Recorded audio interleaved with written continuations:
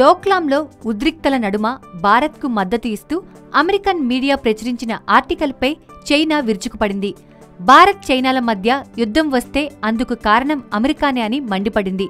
అమెరికాకు చెందిన Washington examiner తన ఎడిటోరియల్ కాలంలో Trump must support India against China అనే శీర్షిక పేరిట ఓ కథనాన్ని ప్రచురించింది. అమెరికా ఎందుకు మద్దతునివ్వాలో వివరిస్తూ దేశానికి వ్యతిరేకంగా తయారవుతున్న చైనాను అడ్డుకునేందుకు అమెరికా భారత్కు మద్దతునివ్వాలని పేర్కొంది.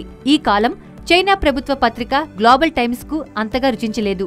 దాంతో సమస్య ఎక్కడుంటే అక్కడ తానున్నానంటూ అమెరికా తలదూరుస్తోందని ప్రతిఘటించింది. సమస్యలు తీర్చాలంటే నిష్పక్షపాత ధోరణి ఉండాలని పేర్కొంది. కానీ అమెరికా మాత్రం భారత్ చైనాల మధ్య చిచ్చు పెట్టేందుకు ప్రయత్నిస్తోందని ఆరోపించింది.